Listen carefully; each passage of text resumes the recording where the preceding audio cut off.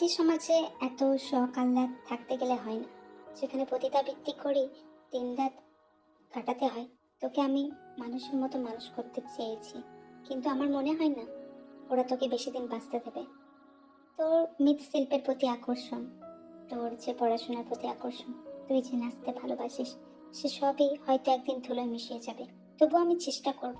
তোর মা সেদিন মারা গিয়েছিল, আমার হাতে তোর দায়িত্ব দিয়ে গিয়েছিল, আমার পানে চেয়েছিল। মুখপুরীকে বিনা পয়সায় খাওয়াতে আমি পারবো না। আমি কোঠা মালকিন, তুমি খুব ভালো করেই জানো। ওর বয়স হয়েছে, গতরে খাওয়ার মতো গতরও হয়েছে ওর। পুরুষ মানুষরা ভালোই আকৃষ্ট বোধ করে ওর প্রতি, কিন্তু তোমার জন্য এখনো ওকে অন্য কারোর সাথে ঘরে পাঠাতে পারিনি। এইভাবে চলতে চলতে আমি কিন্তু তোমাকেও এখান থেকে বের করে দেবো। কোথায় যাবে তুমি? তোমাকে দেখারও কেউ নেই। তাই ভালোই ভালোই বলছি, দেখে ভালো মতো বুঝি নাও। আমার সঙ্গে ওকে কোঠা দিয়ে নামতে হবে, কোঠায় রোজগার করতে হবে। এইভাবে চলতে পারে না। আর আমি ওকে এইখান থেকে সহজে যেতে দিব না। আমার এই কোঠায় ও পেরে উঠেছে, আমার এই কোঠায় ও স্বপ্ন দেখেছে, আমার এই কোঠায় ও খেয়ে পেরে বেঁচেছে। আর এই কোঠা থেকে ওকে আমার হাত থেকে ছিনিয়ে নিতে কেউ পারবে না। আরে তুমি কি ভাবছো আমি কি জানি না তোমার মনে কি চলছে? তুমি সবসময় চেষ্টা করো তাকে এখান থেকে দূরে পাঠিয়ে দেওয়ার, কিন্তু এটা ভেবো না আমি কিন্তু তোমার থেকে অনেক ছোট। আমি তোমাকে আশ্রয় দিয়েছি এই কারণে তুমি ভালো গতর বেছে আমাকে একটা মোটা টাকা আমার হাতে দাও বলে, ওই মিনসেরা তোমাকে পছন্দ করে বলে আমি তোমাকে সুযোগ দিয়েছি। কিন্তু তোমার মার্কেটও তো আস্তে আস্তে ডাউন হয়ে যাচ্ছে। এভাবে তো চলতে পারেন না। সব খদ্দেররা এখন তের দিকে তাকায়, তের ওই যৌবনে আকৃষ্ট হয়। আর আমাদের এখানে কোথায় তো সবাই ওই কারণেই আসে। আর সেই জন্য আমি চাই তে এই কাজে নামো। তুমি ওকে যা হোক করে বোঝাও, ও ঠিক বুঝে যাবে। তুমি বললে ঠিকই বুঝবে, তাহলে তুমি কেন এত দেরি করছো? তুমি ওকে বোঝাও, বুঝিয়ে ওকে লাইনে আনো। কারণ এই সমাজ আমাদের কিছুই দেবে না। আর কেই বা ওকে ভালোবাসবে যখন জানতে পারবে এই কোঠাতেই ওর জন্ম? আর ও তো এখনো এটাই জানে না যে তুমি ওর মাই নও। যেদিন ও জানতে পারবে সেদিন তো আরো আনন্দ হয়ে যাবে। এমনিতেও তে কারোর সাথে কথা বলে না, কিছুই করে না, তোমার সাথেই কথা বলে। আর এই মিনসেরা কখনোই একবার দাঁত লেগে গেলে সেই নারীকে আপন করে নিতে জানে না।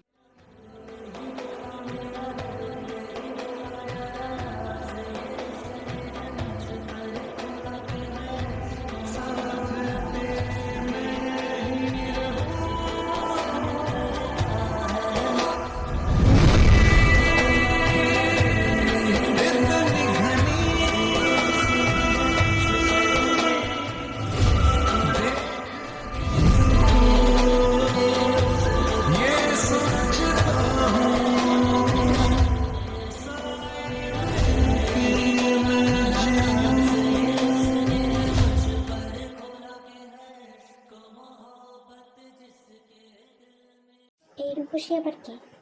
একে তো আগে কোনোদিনও কোঠায় দেখিনি। আর লিসা তো আমাকে এই ব্যাপারে কোনোদিনও বলেনি। এই কোঠাতে আমার যাতায়াত অনেক দিনের। একটা মোটা টাকার অঙ্ক আমি এখানে কন্ট্রিবিউট করে থাকি। আর দুর্গাপূজায় আমাকে আসতেই হয় আগে আগে এখানে বস্ত্র বিতরণের জন্য। একে বেশ মনে ধরেছে। এর আগে তো অনেক অফারই করেছে লিসা, আমি না করে দিয়েছি। এবার যদি একে পাওয়া যায় তাহলে নিজের ওখানে রক্ষিতা করে রাখলে তো ভালো হয়। রক্ষিতা এই ওয়ার্ডটা আমার সঙ্গে যায়? তা তো চাই না। আমি একজন রিচ বিজনেসম্যান, আমি অনেক অনুদানের সঙ্গে যুক্ত আছি, কিন্তু এরকম মনোভাব আমি তো কোনোদিনও রাখি না। কিন্তু এসব মেয়েরা রক্ষিতা ছাড়া কী বা হবে? কোঠার মেয়ে, তাদের তো হাজারো মানুষের সঙ্গে ওঠা বসা। এই মেয়েও কতজনের সাথে শুয়েছে তার হয়তো ঠিক নেই।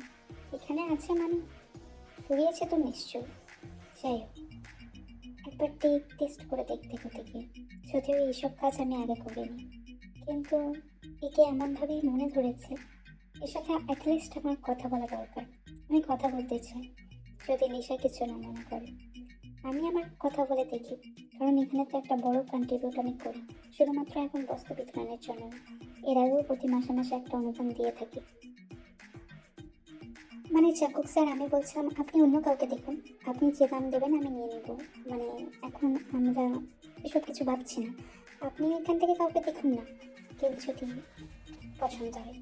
আপনার এত অনুদান, আপনার মনে হয় আপনার কাছ থেকে আমি কোনো কিছু নেব? আপনাদের কারণেই তো আমরা আজও খেয়ে পড়ে পাচ্ছি। জিনিসপত্র পাচ্ছি। আপনাদের মতো কিছু সংখ্যক মানুষ আছে বলে আমাদের এত সুবিধা। আপনার অনেক কর্মচারীও এখানে আসে, অনেক মুনাফা হয় আমার আপনার কারণে। তো আপনি এখান থেকে যে কাউকে পছন্দ করে নিন, কোনো অসুবিধা নেই। আর আপনি যদি চান একান্তই ওকে, তাহলে আমাদের কিছু সময় দিতে হবে, আর হয়তো সেটা প্রায় 3-4 মাস। আপনি যদি ওয়েট না করতে চান, এখান থেকে অন্য কাউকে নিয়ে নিতে পারেন। মানে বুঝতেই তো পারছেন, আপনি পেয়ে যাবেন এখানে ভালো কাউকে। দেখুন না, দেখুন, আমার প্রত্যেকটা মেয়েরাই সুন্দরী, হাই ডিমান্ডিং এবং এক্সপিরিয়েন্সড। আপনাকে যথাসাধ্য স্যাটিসফাই করবে, আমি কথা দিচ্ছি। আমি আপনাকে কথা দিচ্ছি, ওয়ারেন্টি দিচ্ছি, আপনি স্যাটিসফাই হবেন। তো আপনি এদের মধ্যে কাউকে দেখে নিন না। মানে আমি তো বলছি, আমি বুঝতে পারছি আপনার ব্যাপার। এর আগে তো আমি অফার করেছি আপনাকে অনেক, কিন্তু আপনি নিতে চাননি। এবারে চেয়েছেন যখন, আমি ভীষণ খুশি হয়েছি। আমি আপনার কাছ থেকে দাম নিতে পারবো না জাঙ্কক সাহেব। আপনার কারণে, আপনাদের দয়াই তো আমি বেঁচে আছি। আপনার দয়া আমি কি করে ভুলবো? তো আপনি এদের মধ্যে কাউকে দেখে নিন। স্যার আসুন না, আপনার যা ডিম্যান্ড আমি পূর্ণ করে দিচ্ছি। একবার ঘরে চলুন, একবার রুমে গিয়ে চলুন।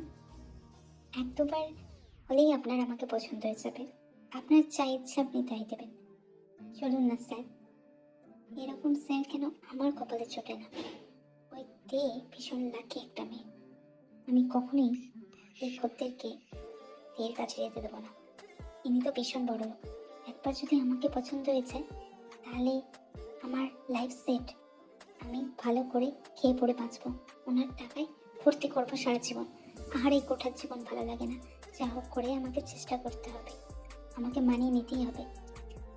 শুনুন না জাঙ্কুক সাহেব, আপনার আমাকে ভালো লাগবে, আমি ওয়ারেন্টি দিচ্ছি। একবার আসুন না। এই বলে জেনি জোরপূর্বকই জাঙ্কুককে তার কোঠায় রুমে নিয়ে যায়। জাঙ্কুক সাহেবের নজর ওর উপর পড়েছে। না, এটা কখনোই হতে দিলে চলবে না। আমাকে ওকে বাঁচাতেই হবে। তে একটা সাধারণ জীবনযাপন ডিজার্ভ করে, এই কোঠার জীবন ও ডিজার্ভ করে না। ও একটা ভালো মেয়ে, ট্যালেন্টেড মেয়ে। আমি ওকে নিজের হাতে গড়ে তুলেছি। আমি ওর জীবন এভাবে নষ্ট হতে দিতে পারি না। ওকে আমাকে বাঁচাতেই হবে। আমি এখান থেকে ওকে আজকে দূরে পাঠিয়ে দেবো। কিছু একটা আমায় করতেই হবে, আজ রাতের মধ্যেই করতে হবে, নয়তো খুব বাজে হবে। না, আমি বাজে হতে দিতে পারি না। মা, কি হয়েছে? আমাকে কেন ডাকলে এই সময়? আমি তো নাচের প্র্যাকটিস করছিলাম, আর কালকে ইউনিভার্সিটিও যেতে হবে। মা জানোই স্কলারশিপটা অলমোস্ট ডান। আমি লন্ডনে পড়ার জন্য যেতে পারবো, স্কলারশিপটা পেয়ে যাব। তোমাকে আমি দিয়ে এখান থেকে নিয়ে চলে যাবো মা। এই নোংরা জায়গায় তোমাকে আর আমি থাকতে দিব না। অনেক কষ্ট করেছো তুমি আমার জন্য। তুমি একটা ভালো লাইফ ডিসার্ভ করো মা, যেটা আমি তোমাকে দেবো। যাই হোক, আমি তো নিজের কথা বলতেই ব্যস্ত হয়ে পড়লাম।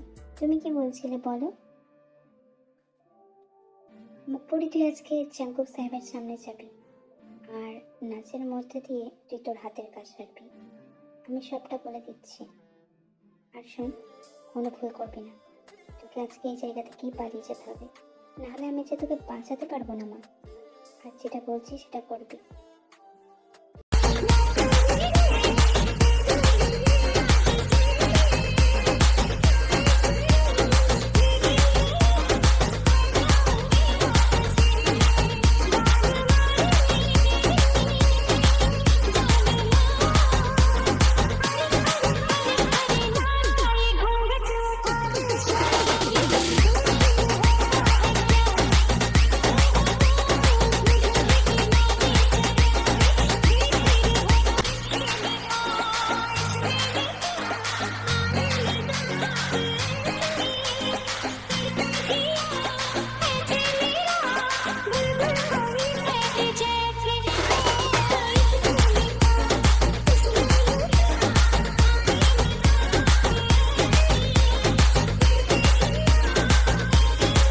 সাহেব, আর একটু দিই, খেলে নেশা চড়বে, তাহলে ভালো লাগবে। উম, আমি আর খাবো না। নেশা চড়ে গেলে তোমাকে উপভোগ করবো কি করে? আমি তো এসেছি তোমাকে উপভোগ করার জন্য। কিন্তু সাহেব, সবাই তো খায়, আপনি খাবেন না? অবশ্যই খাবো, কিন্তু এতটাও খাবো না। তাই চুপ করো তুমি। আমার যতটা ইচ্ছা হয় আমি খেয়ে নেব। এর মনে চিন্তা বাস করলাম, কারণ এটাই একমাত্র রাস্তা এই জায়গা থেকে বেরিয়ে যাওয়ার জন্য। ও ওকে এখান থেকে বেরোতেই হবে। ওর মা যে বলে দিয়েছে এই পানীয়টা না খাওয়াতে পারলে ওর মুক্তি নেই। তারপর সে উড়াল দেবে লন্ডনের পথে, সেখানে আর থাকবে না। যদি সে থাকে তাহলে এই সাহেব তাকে বাঁচতে দিবে না। জীবনে অনেক কষ্টের মধ্যে দিয়ে সে বড় হয়েছে। আর এদিকে চাঙ্কুক মনে মনে ভাবে যে কি একটা জিনিস সে পেয়েছে। এই যদি কোঠার মেয়ে না হতো তাহলে চাঙ্কুক হয়তো তাকে আজীবন তার কাছে রেখে দিত, কিন্তু সেটা তো হয় না। এই কোঠার মেয়ে আর ভালো সমাজে বাস করে জাঙ্কুক, সেখানে যদি সে এক কোঠার মেয়ের সাথে থাকে তাহলে এটা অনেক খারাপ দেখায়। আর সেটা করতেও চায় না। তার একটা নাম ডাক আছে, সে একজন রিচ বিজনেসম্যান। তার সঙ্গে আন্ডারগ্রাউন্ডেও তার ভালো রকম চোরা কারবারি চলে, যার কারণেই তো এইসব কোঠার সঙ্গে উঠা বসা পতিতাবৃত্তির সঙ্গেও যুক্ত আছে জাঙ্কুক। দেখে তার নিচের করে চায়, রক্ষিতা হিসেবে চায়। তাই আজ সে কথা বলবে নিশার সাথে, সেই ভেবেই পেয়ালায় ঠোঁট রাখলো। আর এদিকে তে মনে মনে দুর্গা দেবীর ধ্যান করছিল।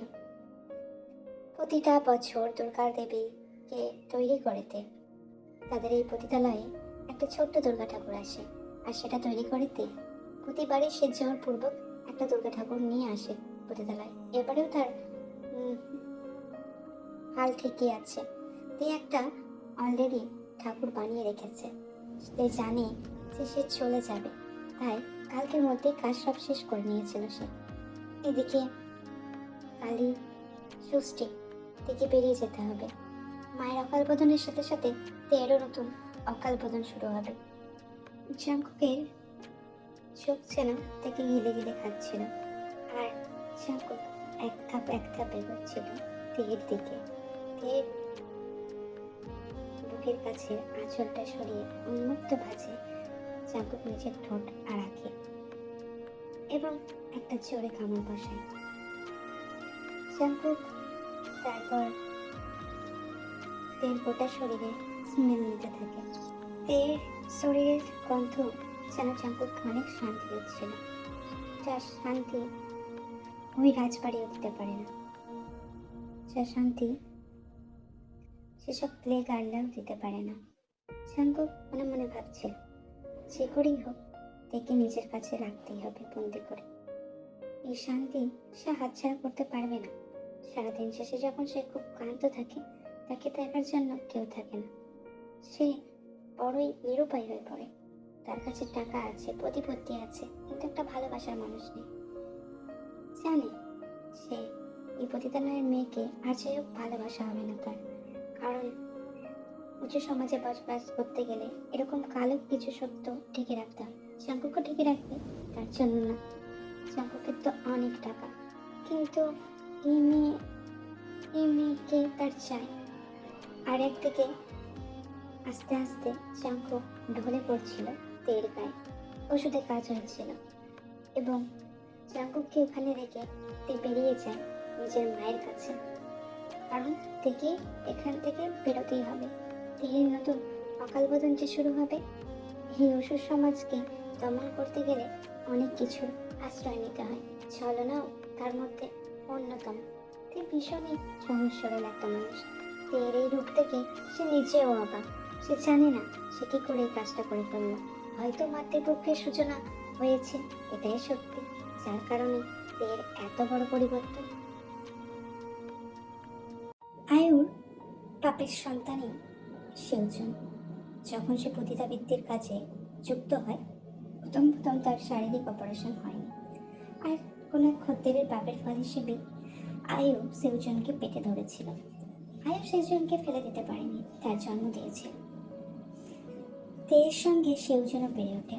মন থেকে সেওজন তেকে অনেক ভালোবাসে, কিন্তু তার মা কখনোই তের কাছে তাকে এগোতে দেয়নি। সেওজন জানে তার মা পছন্দ করে না তের দিকে সে হাত বাড়াক। সে তের দিকে এগিয়ে যায়। তুমি কি সত্যিই চলে যাবে আজ? আমি তোমাকে অনেক মিস করব, তোমার সঙ্গ, তোমার সাথে মেশা, সমস্ত কিছু। আয়ু বলে ওঠে, ওকে যেতে হবে, নয়তো এই পতিতালয়ের মানুষজন ওকে ছিঁড়ে খাবে। তুমি ছেলে, তোমার এখনো একটা জগৎ আছে, কিন্তু মেয়েদের জন্য আলাদা করে কোনো জগৎ হয় না।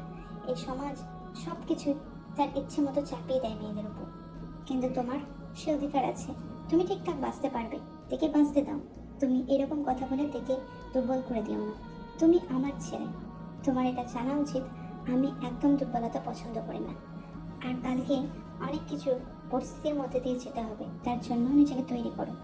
দরকার হলে আমরাও এখান থেকে বেরিয়ে যাব, কিন্তু দেখে আগে আমাদের বার করে দিতে হবে। সেজন আয়ের দিকে চেয়ে রয় এক হতাশা পড়ার চোখে, কারণ সে মন থেকে তেকে ভীষণভাবে চেয়েছিল, কিন্তু তার মাই কখনো তের কাছে এগোতে দেয়নি তাকে। এই সম্পর্কের নামহীন সম্পর্ক তার মধ্যেই ছিল। তে কোনোদিনও তাকে ভালোবাসেনি আর ভালোবাসবে না, যেটা সেজন খুব ভালো করেই জানতো। কিন্তু তেকে একবার দেখার ইচ্ছা, এই চোখ যে বহুত মিস করবে তেকে। সে তের প্রতি আর কোনো আশাই রাখে না। একতরফা ভালোবাসা হলেও সে যে থেকে ভালোবাসে সেটা কোনোদিনই সে বলতে পারল না, আজকেও বলতে পারল না, কারণ আয়ু তাকে আটকে দিল। আয়ু কোনোভাবেই চায় না তে দুর্বল হয়েছে, তেকে একা বাঁচতে হবে। আর তেকে এখন থেকে নিজের জন্য নিজেকে লড়াই করতে হবে। পতিতালয় তাহলে এইবারই শেষ মূর্তি তুমি বানিয়ে দিয়ে যাচ্ছ। এরপর আদতেও কোনোদিনও দুর্গা মূর্তি আসবে কিনা জানা নেই। কি জেদ ধরেই তুমি এই মূর্তি বানিয়েছিলে আর এই মূর্তি এনেছিলে। তোমার গুণ অনেক আছে, তা শেষ টাচ তো এখন দিতে বাকি। তুমি কি যাবে আমার সাথে? আর মাও বলছিলেন তোমাকে একবার দুর্গা দেবীর দর্শন করে যেতে। তাহলে তুমি যাচ্ছ, তাই তো? চলো সেওজন, শেষবারের মতো মাকে আমার ধন্যবাদ দেওয়ার আছে, কারণ উনি আমাকে বাঁচিয়ে দিয়েছেন। এবার আমার এক নতুন যাত্রা শুরু হবে। দুর্গা দেবীর আশীর্বাদ না নিয়ে কিভাবে এগোই আমি? প্রতিবারই তো এই দুর্গা দেবীর আশীর্বাদ আমি নিই, আজও তার অন্যতা হবে না। মা, একটুখানি অপেক্ষা করো, আমি তারপর আসছি, এবং তারপর আমি তোমাদের বিদায় জানিয়ে চলে যাব। ওই সাহেব এখনো ঘুমে ঢলে আছে, চিন্তা নেই, এত সহজে উঠবে না। কড়া ডোজ দিয়ে দিয়েছি, তুমি যেমন ভাবে বলেছিলে। পানিও খেতে চাইছিল না জানো মা, খুব জোর করে তাকে মানিয়েছি, খুব জোর করেই খাইয়েছি তাকে। শেষমেশ দুর্গা দেবী যে আমার সবাই ছিলেন আমি ভাবতে পারিনি। মা, এই যাত্রায় আমি কি করে নিজেকে দুর্গা দেবীর মতো তৈরি করব? আমার মনে হয় না আমি নিজেকে কখনোই দুর্গা দেবীর মতো তৈরি করতে পারবো। কিন্তু এই অসুর সমাজে বাঁচতে গেলে তুমি তো বলেছিলে আমাদেরকে আরো শক্তিশালী হতে হবে। আমি কি আদতেও পারবো মা? আমার তো মনে হয় না। তুমি আশীর্বাদ করো আমাকে দুর্গা দেবীর মতো করে।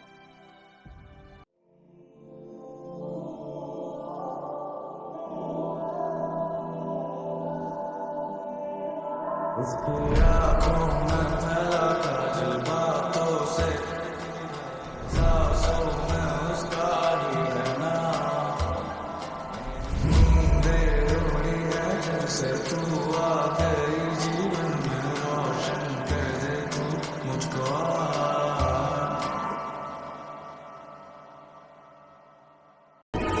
যে হাতে আমি কাঠামো বেঁধেছি, যে হাতে দিয়েছি মাটি, সেই হাত আজ শিখেছে লড়াই, বেঁচে থাকা পরিপাটি। ত্রিনয়ন আমি এঁকেছি, যে হাতে দিয়েছি আমার প্রাণ। ত্রিনয়ন আমি এঁকেছি, যে হাতে দিয়েছি আমার প্রাণ। সেই চোখ দিয়ে দেখেছি পৃথিবী, বেঁধেছি আমার গান। বাজলো তোমার আলোর বেণী, বাজলো তোমার আলোর বেণী।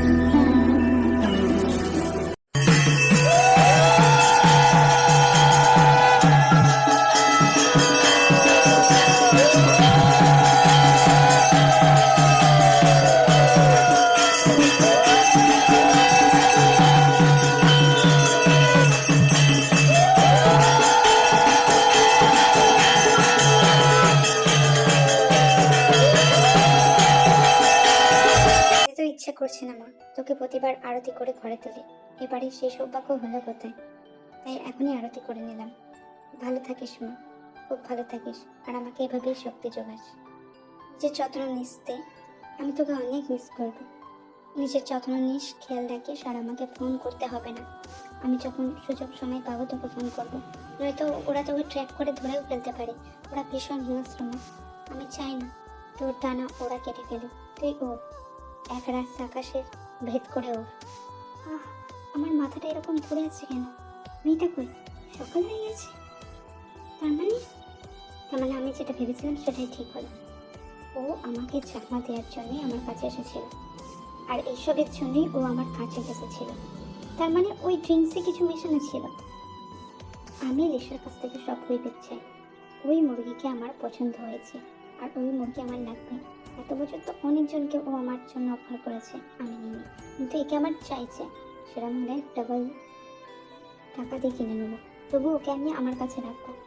একজন পতিতালয়ের মেয়ে হয়ে এত বড় আস্পর্ধা ওর। জানি না কি করে ও এইরকম কাজ করতে পারে। আমি এর শেষ দেখে ছাড়বো, আমি এর শেষ দেখে ছাড়বো। তুমি আমাকে চাকমা দিয়ে চলে গেছো, তাই না? সবাই আমাকে এরকমভাবে চাকমা দিয়ে চলে যাবে, আমি এটা হতে দেখতে পারবো না। এর আগে আমার অনেক প্রিয়জন আমাকে ছেড়ে চলে গিয়েছে, আমাকে ধোঁকা দিয়েছে, আর তুমিও তাদের দলে নাম লেখালে। তবে হ্যাঁ, তোমাকে আমার মনে ধরেছে, তাই তোমাকে আমার বিছানায় চাই। আর তার জন্য আমি ডাবল পে করতে উড়াছি। লিসার সাথে আমাকে গিয়ে কথা বলতে হবে। এত সহজে ওই মেয়েকে আমার হাত ছাড়া করতে দেবো না আমি, কখনই না। ওকে আমার চাই, ওকে তো আমাকে পেতেই হবে।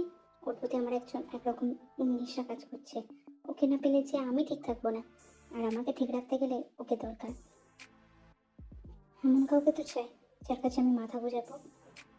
হোক না সে পতিতালয়ের মেয়ে, আর যাই হোক, টাকা দিয়ে কিনবো, দাম থাকবে, আমাকে ফেরাতে পারবে না। যখন যাব, যখন যা চাইবো তখন তাই পাবো। তাই আমাকে আর দেরি করলে চলবে না, লিসার কাছে যেতে হবে। আমাকে ওকে কিনে নিতে হবে, ডাবল দাম দিয়ে কিনে নেব। আমাদেরকে রেখে পালিয়ে গেছে স্যার, আমি আপনাকে দিতে পারবো না ওকে। সাহেব ও নেই এখানে, ও চলে গেছে। ওর এই মা আর ছেলেকে আমি এখান থেকে আজ এই কোঠা থেকে দূর করে দিব। আপনি চাইলে ওর মায়ের সাথে করতে পারেন, আরও অনেকে আছে তাদের সাথে করতে পারেন, এবং তাদেরকে নিতে পারেন আপনার পিছনে। গরম করার জন্য এরাও এনাফ হবে। আপনি বাদ দিন না, আমি সেরকম হলে নতুন মাল নিয়ে আসবো, তাদের সঙ্গে রাত কাটাবেন। আমি এখন ওকে কোথা থেকে এনে দিই আপনাকে? আপনি বুঝতে পারছেন না আসলে। মানে ও চলে গেছে, আমি ওকে ধরতে পারছি না। আমরা চেষ্টা করেছি অনেক, আমরা চেষ্টা করেছি। আপনি যদি বলেন আমরা অন্যত্র ব্যবস্থা করছি, কিন্তু আপনি আগে কাম ডাউন হন। এত মানে তাড়াহুড়ো করলে চলে না সাহেব, আপনার জন্য অনেকে আছে। আপনি বলে আমি যে কাউকে হাজির করতে পারি এখানে, যে কাউকে। জাঙ্কুক নিজের হাতের দিকে লকেটের দিকে ছুঁয়ে রইল, যেটা ওই মেয়েটি ফেলে গিয়েছিল। হ্যাঁ, তে ফেলে গিয়েছিল, তে লক্ষ্য করেনি। তাকে বলল, যে কাউকে মানে আমার ওকেই চাই শুধু, আমি অন্য কাউকে চাই না। আমার ওকে মনে লেগেছে, আমি শুধু ওকেই চাই আমার বিছানায়। আমি জানি না লিসা তুমি কিভাবে অ্যারেঞ্জ করবে, সেটাতে 1 বছর লাগুক, 2 বছর লাগুক, তবু আমার ওকে চাই, শুধুমাত্র ওকে।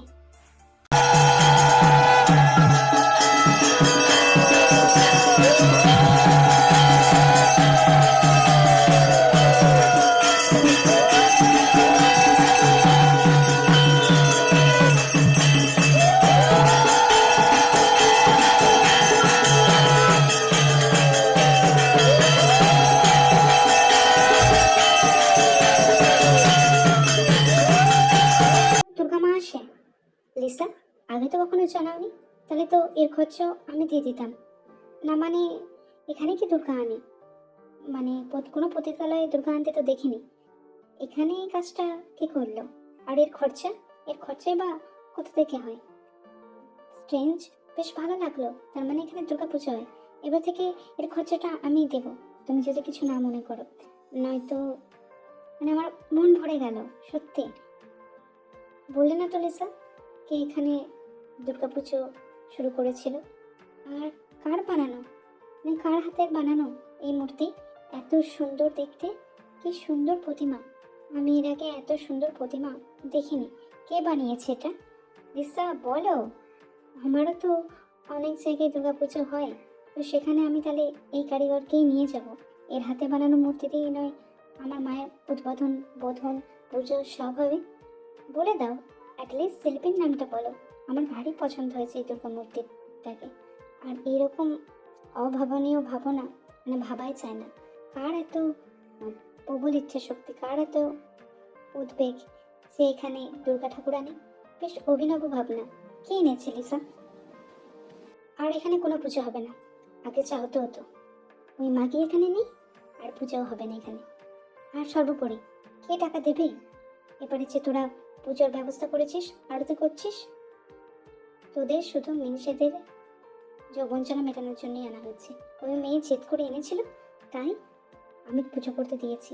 ওই খরচা দিত, এখন কে খরচা দিবে? সাহেব, এই পুজোর দায়িত্ব আপনি যে মেয়েকে চেয়েছিলেন সে মেয়েরই নেওয়া। সে মেয়ে এই পুজোর খরচা দেয়। আর সর্বোপরি এই মূর্তিও ও বানায়, ভীষণ দারুণ মূর্তি তৈরি করে। আরও অনেক গুণ আছে ওই মাগি, তার কারণেই তো ও এই পেশায় নামতে চাইছিল না। আর ওর মাও মেয়েকে সবসময় আগলে আগলে রাখতো। যাই হোক, আপনি বলুন, এই পতিতালয়ে এসব অত দুঃসাহস দেখালে চলে? হয় না, যা করছে করছে, আগে করেছে। আর শোন, পুজো এখনই বন্ধ কর, এখানে আর পুজো হবে না। যে মানুষটা করতো সে তো আর এখানে নেই, আর কেই বা খরচা দেবে এর? একটা পুজো করা তো মুখের কথা না, আমাদের দিনের রুটি চটে না, আমরা নাকি করবো পুজো? টাকা নিয়ে ভাবতে হবে না, তে দিয়ে গেছে, এই খামে আছে সেই টাকা। আর পরের বার কি হবে জানি না, তবে এবারে পুজো হবে। তের হাতে আরতিও হয়েছে। আর তের এই মাটির মূর্তি প্রতিমা আমি জলে ফেলে দিতে দেব না। এর পুজো করিয়ে তবেই আমি মাকে সসম্মানে ভাসান দিয়ে আসবো। তে আমাকে সেই দায়িত্ব দিয়ে গেছে, আর আমি তার যথার্থ পালন করব। এই মূর্তিতে কেউ হাত দিবে না, এই মূর্তির পুজো হবে, ব্যাস, আর কিছু চাই না। তে যতদিন না এখানে থাকে ততদিন এই পুজোর দায়িত্ব আমার। আমি এখানে পুজো বন্ধ দিতে দিব না। তে আমাকে সমস্ত খরচা পাঠিয়ে দেবে, তোমাকে এ নিয়ে চিন্তা করতে হবে না। এই 4টে দিন এখানকার মানুষরা একটু আনন্দের মুখ থাকে, নয়তো তাদের কাছে আনন্দ বলে কি শুধুমাত্র শরীর বিকিয়ে টাকা রোজগার করে, আর তো কিছুই হয় না। তাদেরও ইচ্ছা আছে, তাদেরও অনুভূতি আছে, তারাও চায় একটু আনন্দে থাকতে, যেটা এই সমাজ দেয় না। যেখানে তেই সূচনা করেছিল, আমি এটা শেষ হতে দেব না। তে আমায় বলেছে ওর যথাসাধ্য পাঠিয়ে দেবে, আর এই পুজো আজ হবে।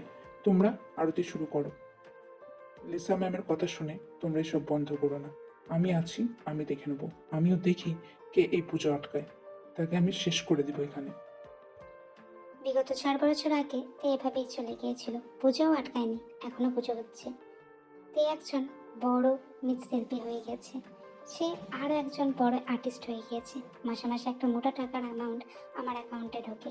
কিন্তু আমি তো টেকে দেখতে চাই, আমার যে শরীর ভালো নেই, টেকে খবর পাঠা। সেজন্য না, আমি নিজের স্বার্থের জন্য মাকে এরকম রেখে আসতে পারি না, আমাকে যেতে হবে। মা ডেকে পাঠিয়েছেন, মায়ের শরীর ভালো নেই, আর এবারের মধ্যে আমি এখান থেকে বানিয়ে নিয়ে যাব। আমি জানি অনেক খরচা লাগবে, কিন্তু এবারে আমি আমার হাতের বানানো মূর্তি দিয়ে আবার ওই পতিতালয়কে সাজিয়ে তুলব। আমার পড়াশোনা হয়ে গেছে, এখন আমি একটা মোটা টাকা রোজগার করি। আমি মায়েদেরকে নিয়ে ওখান থেকে চলে আসব, আর ওখানে রাখতে দেবো না। ওই লিসা অনেক অত্যাচার করেছে আমার মায়ের উপর। তার মানে তুমি আর সত্যিই বিবাহ করতে ইচ্ছুক নও? মানে তুমি বিবাহ করবে না? ভাবা যায়?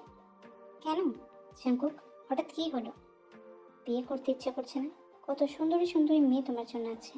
দেখো, তোমার বাইরে যা কাজকর্ম তুমি তাই করো, সেটা ঠিক আছে, কিন্তু একটা নামও দরকার সব সম্পর্কে, নয়তো মানুষ তোমাকে সে চোখে নেবে না। তোমার যে অর্থ প্রতিপত্তিশাল সম্পত্তি, এগুলো কোথায় যাবে? তোমার নিজস্ব বংশ বিস্তারেরও দরকার আছে, কে এই প্রজন্মকে এগিয়ে নিয়ে যাবে? দেখো, এখনো সময় আছে। তুমি একটা কোথাকার পতিতালয়ের মেয়ের জন্য তুমি সারা জীবনটা এরকমভাবে কাটাতে পারো না। আর ওই মেয়েটার মধ্যে এমন কি ধরলো মনে তোমায় যে তুমি এখনো পর্যন্ত অন্য কোনো মেয়ের সাথে, মানে আমি বুঝতে পারছি না। পরিবর্তন দেখে আমি খুশি হয়েছি, কিন্তু এটা দেখেও অখুশি যে তুমি অন্য কোনো মেয়েকে বিয়ে করতে চাইছো না। কেন এরকম করছো? আমাকে একবার পারলে ওই পতিতালয়ে নিয়ে যেও, শুনেছি তো ওখানে বড় করে পুজো হয়। আমিও খোঁজ করবো ওই মেয়ে, যদি পেয়ে যাই ওকেই ধরে আনবো। যদি তোমার ওর প্রতি এত মন বসে যায়, আমার তো কিছু করার নেই। লোকে চিৎকার করবে, তাতেও কিছু করার নেই।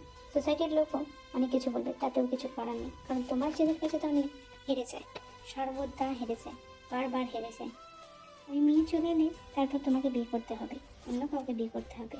আমার কথা তোমাকে রাখতে হবে চাঙ্কু। আর এবারে আমি কিন্তু ওখানে যেতে চাই, আর তুমি আমাকে ওখানে নিয়ে যাবে। আমি কোনো কথা শুনতে চাই না। ওই মেয়ে বিগত 4 বছর ধরে নিখোঁজ। সবসময় এই পুজোর সময় একটা মোটা টাকার অঙ্ক ও পতিতালয়ে দিয়ে থাকে। ও এখন রোজগারও করে না। মেবি আমিও খোঁজ পাইনি, এত শক্তি কাজে লাগেও পাইনি। তবে তুমি যেতে চাও ওখানে, আমি তোমাকে নিয়ে যাবো। প্রতিবার পুজোয় আমিও এখন ওখানে যাই, আমার বেশ ভালো লাগে। ওখানকার পরিবেশটাই অন্যরকম। আমরা তাদেরকে সবসময় ছোট চোখে দেখি, তাই না মা? কিন্তু জানো, ওখানেও মানুষ দায়ে পড়ে এই কাজ করে। কেউ নিজের ইচ্ছায় আসেনি, কারো স্বামী দিয়ে গেছে, কেউ বিক্রির শিকার, কাউকে আবার রাস্তা থেকে খুলে এখানে দেওয়া গেছে, কাউকে মেয়ে পাচার করে দিয়েছে। এটুকু এটুকু মেয়েদেরকেও ওখানে কাজ করতে হয়, কারণ তারা নিজের ইচ্ছায় আসেনি। যারা এসেছে প্রবাবলি তাদেরকে জোর করে আনা হয়েছে, আর যারা নিজের ইচ্ছায় এসেছে তাদের কাছে বাঁচার কোনো ইচ্ছা নেই। শুধুমাত্র রুচি রোজগারের দিকে, নিজেদের পেট চালানোর দিক দিয়ে তারা এইসব কাজ করে যাচ্ছে। সমাজের একটা শ্রেণী এখনো পর্যন্ত ওদেরকে ঘৃণা করে। কিন্তু দুর্গাপুজোর সময় ওখানকার মাঠে আমাদের দুর্গা মাকে উৎসর্গ করা হয়। তারা কি আদতেও অপবিত্র, না এই শুধু পুরুষ সমাজ? আমার ধারণা আলাদা ছিল না। আমি জানি না, ওই মেয়েটার প্রতি আমি একটা অন্যরকম টান অনুভব করি, আর আমি চাই না কিছু আর। তবে হ্যাঁ, ওকে ছুঁয়ে দেখার ইচ্ছা, ওকে পাওয়ার ইচ্ছা, এগুলো তো আমার বরাবরই আছে। এগুলো আমি ইগনোর করতে পারি না মা। কিন্তু ওই মেয়েকে কী করে পাবো মা, জানি না। তবে তুমি যেতেই পারো আমার সঙ্গে, কারণ ওখানকার পুজো দেখলে তোমারও মন ভালো হয়ে যাবে। শেষে তুই এলি মা, কিন্তু এত কি দরকার ছিল? পুজোর মধ্যেও তুই ওখান থেকে নিয়ে এসেছিস। আমি তোকে শেষ বয়সে একটা সত্যি বলি মা, তুই আমার নিজের পেটের ধরা সন্তান না, কিন্তু আমি তোকে নিজের সন্তানের থেকেও বড় করে দেখেছি। তোর বাবা তোর মাকে এখানে দিয়ে গিয়েছিল, তোর মা তখন প্রেগনেন্ট ছিল, তুই পেটে ছিলি। তোকে জন্মতে থেকে তোর মা মারা যায়, আর সে আমার উপর তোর দায়িত্ব দিয়েছে। আমি একটা অনুভব টান সৃষ্টি করেছিলাম, যার কারণে আমি তোকে আমার বুকে আগলে নিই। আমি তোকে ভীষণ ভালোবাসি তেমা। এরপর তোর ইচ্ছা, তুই আমাকে কি বলদিন মালকিন এসে তোমাকে এই কথাগুলো বলেছিল, সেদিন আমি শুনে নিয়েছিলাম মা। কিন্তু আমি তোমাকে মা হিসেবেই দেখেছি, তুমি আমাকে লালন পালন করেছো, আমি তোমাকে মা হিসেবেই জানি। তাই আমি তোমাকে ছাড়া অন্য কাউকে মা হিসেবে ভাবতেই পারবো না। তুমি কেন এত গিল্টি ফিল করছো? তুমি আমার জন্য যা করেছো অন্য কেউ করতে পারবে না মা। আর তোমাদেরকে আমি নিয়ে যেতেই এসেছি। এখানকার পুজোটা কাটিয়ে আমি কিন্তু তোমাদেরকে নিয়ে চলে যাবো। হ্যাঁ, এখানকার পুজো আমি বন্ধ হতে দেবো না, প্রতিবারই মূর্তি আর টাকা পাঠিয়ে দেবো, কারণ সবাই একটু আনন্দ ডিজার্ভ করে। আর এই 4 দিন ওরা তো আনন্দে থাকে। মা আরতি করবো, আমি ধনুচি নাচবো ভাবছি এবারে, অনেকদিন বাদ মায়ের সামনে। আমার সমস্ত মনস্কামনা পূর্ণ হয়েছে। আমি একজন বড় শিল্পী হয়েছি, এখন রোজগার করি, তোমাদের দায়িত্ব নিতে সক্ষম হয়েছি। সেউজনকে দেখতে আছে, সেউজন কোথায়? আমি তাকে জানাই যে সেউজন বিয়ে করে অন্যত্র জায়গায় শিফট হয়ে গিয়েছে, এখানে শুধু সেই পড়ে আছে। তাহলে তো ভালোই হলো, তোমাকে নিয়ে আমি আর চলে যাবো আমার জায়গায়, সেখানে আমরা দুজন ভালোভাবে বসবাস করব। আমার কোনো ইচ্ছা নেই বিয়ে থা করার মা। আর এই দুনিয়ায় সত্যিই তো আমার জন্ম পতিতালয় হয়েছে, এটা জানার পর কেউ আমাকে আপন করে নেবে না।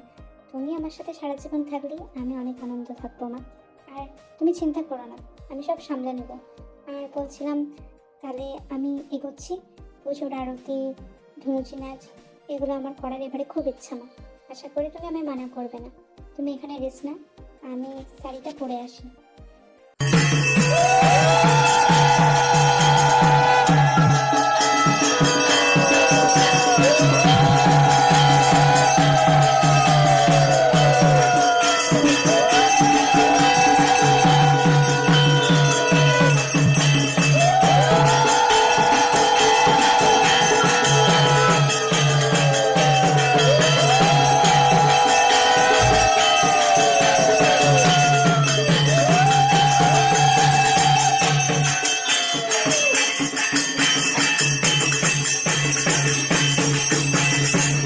নিজের ছেলেকে প্রথমবার এতটা খুশি হতে দেখলো চিন।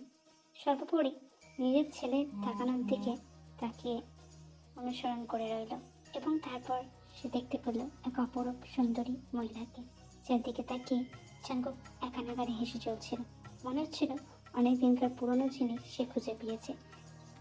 তার মাকে সে বলে, এই হলো সেই দিন যাকে সে চেয়েছিল, যে 4 বছর ধরে নিখোঁজ ছিল, যার কারণে সে আর অন্য কোনো মেয়ের দিকে চোখেনি। এই হচ্ছে সেই দিন যাকে সে সারা জীবনের জন্য চায়। আদতেই কি তার মা তাকে আমাকে এনে দিবে, তা কি মানাতে সক্ষম হবে? আমার তো মনে হয় না মা তে আমার কাছে আসবে ফিরে। তে তো সবসময় আমাকে ঘৃণা নজরে দেখেছে।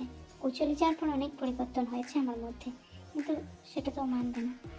সামহাও এই সোসাইটিও অ্যাকসেপ্ট করবে না ওদের সম্পর্ককে বিয়ে করতে চায়। বিয়ে ও চায় না ওদের সম্পর্কটা এখানে স্থগিত থাকুক। হ্যাঁ, এতদিনকার পরিকল্পনায় সে ওকে বিয়ে করতে চায়, কিন্তু জাঙ্কুকের মা কি চায় সেটা জাঙ্কুককে দেখতে হবে। উনি এখানে কি করছেন? উনি কি সত্যি এখনো এখানে আসেন? না মানে আমার এখানে থাকলে চলবে না। এক প্রকার ধনুচি রেখে দৌড়াতে লাগে নিজের রুমের দিকে, আর জাঙ্কুক ওর পিছনে পিছনে যায়। তে ভয় পেয়ে যায়, তে চায় না ওই রকম আবার ওই রুমে গিয়ে ওনার সঙ্গে। না না না, তে এসব ভাবতে পারছে না। তে একভাবে দৌড়ায়, তে খেয়ালও করেনি জাঙ্কুক তার পিছনে পিছনে দৌড়াচ্ছিল। আমাকে যেতে দিন, আমি আপনার সাথে কোনো কথা বলতে চাই না। আমি দুঃখিত ওই দিনের জন্য, কিন্তু আমাকে দায়ে পড়ে ওইসব কাজ করতে হয়েছিল। আমি আপনার সাথে ওই বিছানায় যেতে পারবো না, আমাকে ছেড়ে দিন প্লিজ। এত ভয় পাওয়ার দরকার নেই, আমি তোমাকে ভালোবেসে ফেলেছি। আমি চাই তুমি আমার সাথে চলো। সমাজ না মেনে নিলেও আমি তোমাকে মেনে নেব। তুমি 4 বছর ছিলে না, আমি অনেক চেষ্টা করেছিলাম তোমাকে খোঁজার। বিশ্বাস করো, আমি আমি তোমার সাথে অনেক ভুল কাজ করেছি, আমি জানি। আমি সেদিনকে তোমাকে ভয় দেখিয়ে দিয়েছিলাম, হয়তো তোমার ড্রামার কারণে। কিন্তু একবার আমি বিশ্বাস করে দেখো, আমি কথা দিচ্ছি তুমি এক অন্যরকম জাঙ্কুককে দেখবে। আমি সত্যি তোমাকে ভীষণ ভালোবেসে ফেলেছি। প্লিজ আমাকে ছেড়ে যেও না, একটা সুযোগ দাও আমাকে। আমি 10ম দিন আসবো তোমার উত্তর জানতে। দয়া করে আমাকে ফিরিয়ে দিও না সেদিন, প্লিজ। আসি তাহলে, নিজের খেয়াল রেখো। শেষমেশ তাহলে আমার দেওরের বিয়ে দেখার সৌভাগ্য আমার হচ্ছে। আমি তো ভাবতেই পারিনি আমার দেওর যে বিয়েটা করবে। যাই হোক, যা হচ্ছে ভালো হয়েছে। 2 দিন বাদ আমি একটা বিয়ে খেতে পারবো, এর থেকে আনন্দের কিছু হয় না। নয়তো আমি তো ভেবেছিলাম আমার এই পুরো দেওরটাকে কে বিয়ে করবে।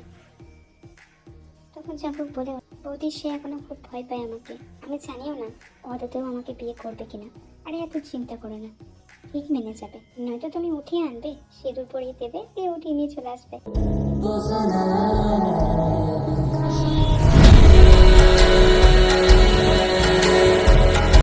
মা দুর্গা, তুমি আমার প্রার্থনা শুনেছ।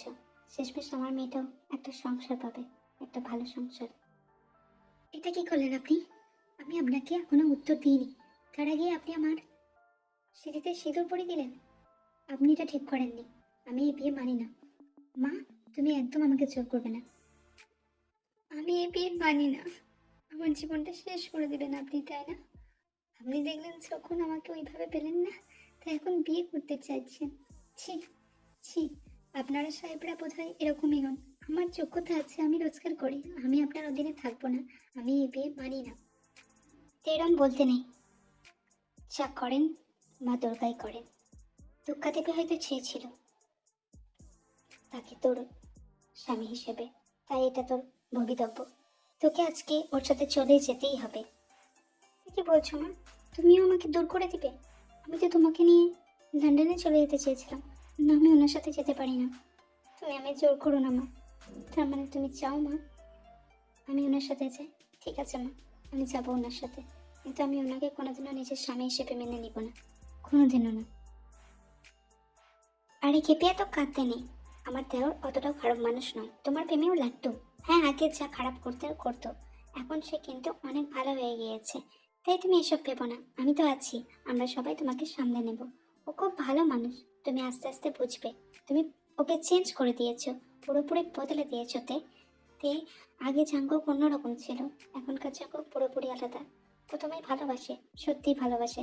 তুমি ওকে মেনে নিতে হয়তো তোমার সময় লাগবে, কিন্তু আমি বলছি তোমার কোনো অসুবিধা হলে আমি আছি, তুমি সব কিছু আমাকে এসে বলবে।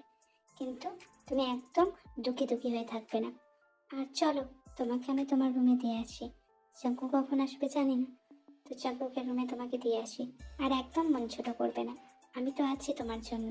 তোমাকে আমি দেখে রাখবো, একদম নিজের দিদির মতো মনে করবে, সব কথা বলবে। আর তোমার মাও চলে এসেছেন, চাঙ্কু ওনাকে ওখানে রাখতে দেননি, চাঙ্কু ওনাকে এখানেই রাখবেন বলেছেন।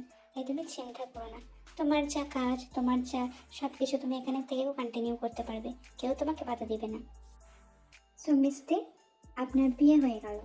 এতবার করে বলেছিলাম আমাকে বিয়ে করো, এখানে সেটেল হয়েছেন, কিন্তু আপনি তো আমাকে বিয়েই করলেন না। একজন ভালো সহকর্মীর সাথে সাথে আপনি একজন ভালো বন্ধু ছিলেন। আমি আপনাকে রেসপেক্ট করি। যাই হোক, আপনার জীবনে আপনি খুশি হন আপনার স্বামীর সাথে, এই প্রার্থনাই থাকবে। আমি এসেছিলাম অন্য কাছে। পরের বছরের দুর্গামূর্তি করার জন্য ডেলটা আমাদের দেওয়া হয়েছে ভীষণ মুনাফা। তারা প্রায় 3 থেকে 4 crore দেবে আমাদের। আপনার হাতের জাদু দেখে তারা বিমোহিত হয়ে গিয়েছে। আমি চাই আপনি বিয়ের সমস্ত কাজ সেরে আমাদের কাছে তাড়াতাড়ি ফিরুন। আর আমি আজকে একটা হাত আপনাকে করতেই পারি। আপনার জীবনের এত বড় দিনে আপনাকে সাধুবাদ জানাতেই পারি। সে পিছিয়ে গেলেও বোন এক প্রকার জড়িয়ে আঁকড়ে ধরে। তার চোখে জল বলে দিচ্ছিল সে কতটা তাকে ভালোবাসে, কিন্তু তে কোনোদিনই তাকে প্রায়োরিটি দেয়নি, কারণ তে বরাবরই একজন পতিতালয়ের মেয়ে ছিল। তাই সে চায়নি সংসার করতে। তাহলে কি এই ছেলেটার জন্যই ও আমি বিয়ে করতে চাইছিল না? কিন্তু এখন আমি ওর স্বামী, সেটাও ভুলে যাচ্ছে। কোর্ট ম্যারেজও হয়ে গিয়েছে আমাদের আজই। আমি জোর করে করিয়ে নিয়েছি, নয়তো আমি তোকে পেতাম না। কোনোদিনও ভাবিনি ওকে আমি বিয়ে করবো। ও চলে যাওয়ার পর ওর অ্যাবসেন্স আমি বুঝতে পেরেছিলাম। ভাইয়া তো রেগে যাওয়ার কিছু নেই, আজ তো এমনিতেও বাসর রাত, তোর যা ইচ্ছা তুই তাই করবি, কিন্তু মেয়েটাকে বেশি ব্যথা দিস না। মেয়েটা নতুন, মেয়েটা কাজের জন্যই ওর সাথে কথা বলছিল, আমি যতটুকু শুনেছিলাম। ছেলেটা হয়তো ওকে ভালোবাসে, কিন্তু মেয়েটা না। কিন্তু পরিষ্কার আমি জানি না, তবে তুই ওকে জিজ্ঞেস করেই নিতে পারিস, তাহলে তো সব কিছু ক্লিয়ার হয়ে যাবে। আপনি এত কাছে আগিয়ে আসছেন কেন? আপনার কি ইরাদা? আমার কিছুদিন সময় লাগবে, এইভাবে সব কিছু হয়ে যায় না চিঙ্কু। আমাদের এজ গ্যাপিংটাও অনেকটা, আপনি বুঝতে পারছেন। 5-6 বছর আপ, আপনি তার থেকেও বড় হয়তো আমার থেকে। আমার কিছুদিন সময় লাগবে। এভাবে জোরপূর্বক সমস্ত কিছু আদায় করে নিয়ে চাই না। আপনি একটু রসুন, আপনি একটু বুঝুন। আমাকে সময় দিন কিছুদিন। আর এমনিতেও কলকাতা থেকে আমাকে বেরিয়ে যেতে হবে। আমার একটা বড় প্রজেক্ট আছে, সেই প্রজেক্ট আমাকে ধরতে হবে। আমি আমি কন্ট্যাক্ট রাখবো আপনার সাথে, আমি আপনাকে চিট করবো না, আমি কথা দিচ্ছি। কিন্তু আমাকে একটু ভরসা করে বুবুমের সাথে পাঠান প্লিজ। আপনি আমার উপর নির্যাতন করবেন না, আপনি আমাকে আঘাত দেবেন না। আমি আপনার কথা মতোই চলবো। একজন প্রপার স্ত্রী যেমনি হয় আমি সব কিছু মেনে চলবো, কিন্তু আমাকে কিছুদিন সময় দিন। আমারও তো সময় লাগবে, আমাকে আমাকে সময় দিন। আপনাকে অন্য রূপে দেখেছিলাম না আমি, এখন আপনি আমার স্বামী, বুঝতেই তো পারছেন সময় লাগবে। তুমি শুধু আমার, সেটা তোমাকে মনে রাখতে হবে। তোমার এখন বিয়ে হয়ে গিয়েছে, চাইলেও তুমি সব পুরুষের সাথে ওঠা বসা করতে পারো না। তোমার কাজের জন্য অবশ্যই আমি তোমাকে ছাড়বো, সেক্ষেত্রে আমার বাধা নেই। কিন্তু আজকে আমার অধিকার আমি ফলিয়ে নেব, তুমি আমাকে আজকে আটকাবে না। তোমার উপর আমার সম্পূর্ণ অধিকার আছে, তুমি আমার স্ত্রী। যাকো, ছেড়ে দিন আমাকে, এরকম করবেন না। আমি তো বলছি, আপনার বিশ্বাস আমি ভাঙবো না। ছেড়ে দিন, ছেড়ে দিন। এই বলে তে নিজের শরীর ঢাকতে শুরু করে, কিন্তু এদিকে জাঙ্কু তের সমস্ত বস্ত্র ছুঁড়ে ফেলে মাটিতে। সে তের দিকে এগিয়ে যায়, তের নগ্ন শরীর নিজের কবলে করে নেয়।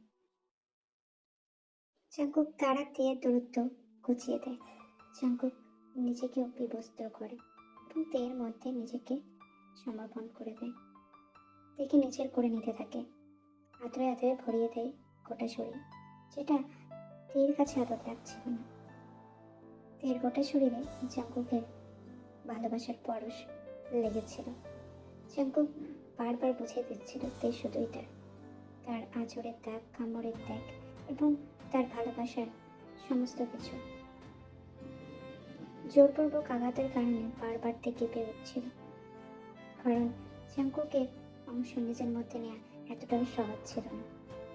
আর তে ছিল ভার্জিন, যার কারণে তার ভীষণ কষ্ট হচ্ছিল। জাঙ্কুককে সে আস্তে করতে বললেও জাঙ্কুক কোনো কিছুই শুনছিল না, কারণ জাঙ্কুকের মধ্যে থেকে পাওয়ার যে কামনা বাসনা সেটা আরও জেগে বসেছিল। জাঙ্কুক ভয় পাচ্ছিল তে যদি ওই ছেলের সঙ্গে পালিয়ে যায় তাহলে সে কি করবে। তাই সে বারংবার দেখে নিজের করে নিচ্ছিল, দেখে বুঝিয়ে দিচ্ছিল তে শুধুই তার। তে চিৎকার করে উঠছিল মাঝে মাঝে, তের গোঙানি কান্না গোটা রুমে প্রতিধ্বনিত হচ্ছিল। সে জাঙ্কুককে আরও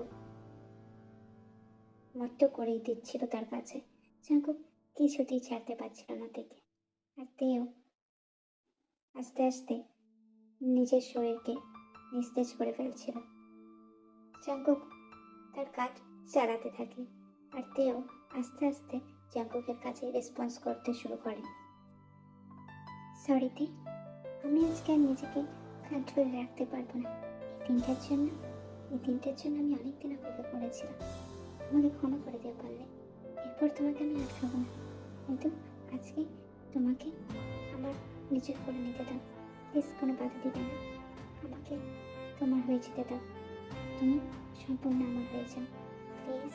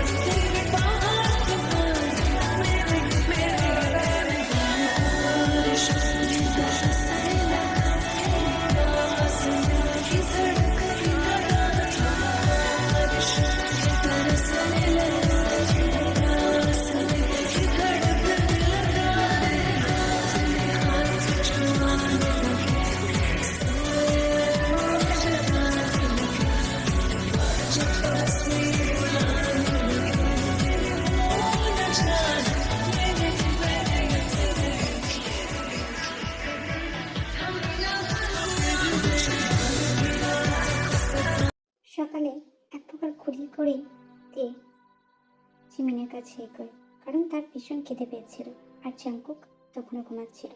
জিমিন থেকে সান্ত্বনা দেয়, বলে এই ব্যথা কিছুক্ষণের জন্যই থাকবে, আস্তে আস্তে সব ঠিক হয়ে যাবে। জিমিন পরম যত্নে তেকে নিজের বুকে জড়িয়ে নেয়, আশ্বস্ত করে তাকে এবং তের কাছে জানতে চায় সে কবে আবার বিদেশে যাবে লন্ডনে। তখন তে জানায় সে আর 2 দিন বাদে লন্ডনে যাবে আর সেখানে ডিলটা কমপ্লিট করে আসবে, তবে সে তাড়াতাড়ি ফিরবে। জিমিনও খুশি হয়ে যায়, বলে নিজের যত্ন রাখতে আর জাঙ্কুকের সাথে সমস্ত কিছু মিটমাট করে নিতে। যা হয়েছিল আগে হয়েছিল, জাঙ্কুক এখন তাকে ভীষণ ভালোবাসে। পুকুম, আমি জানি তোমার মনে আমার জন্য কিছু ছিল, কিন্তু বিশ্বাস করো এখন আমি অন্য কারো স্ত্রী, তার হয়ে গেছে পুরোপুরি। তুমি একটা বিশুদ্ধ মেয়ে ডিসার্ভ করো, আমি এখন তার হয়ে গিয়েছি। আর এই ডিলটা আমাদের কমপ্লিট হয়ে গেল, আমি কাজ ওখান থেকেই করব আর সেই কাজের পাঠিয়ে দেওয়ার দায়িত্ব তোমার।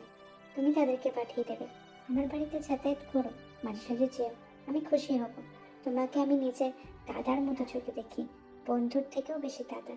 এই নতুন শহরে তুমি ছাড়া আমাকে কেউ গাইড করার ছিল না, আমি তোমাকে ভীষণই শ্রদ্ধা করি আর তুমি আমাকে এভাবেই যেন তোমার বোনের মতো দেখো, আমি এটাই চাই। তুমি নিজের জীবনে এগিয়ে যাও। বৌদির কাছ থেকে শুনলাম তুমি এসেছো আর তোমার মনে আমার জায়গা আস্তে আস্তে আরো গভীর হয়েছে। প্রথমের সাথে তুমি কি কথা বলেছিলে তা আমি শুনেছিলাম। সরিতে, তোমাকে যে গিফটের ঘড়িটা দিয়েছিলাম তাতে ক্যামেরা ফিক্স করা আছে, ওটা সারা জীবন থাকবে। তুমি আমার আমানত, তাই তোমাকে রক্ষা করার দায়িত্ব আমার।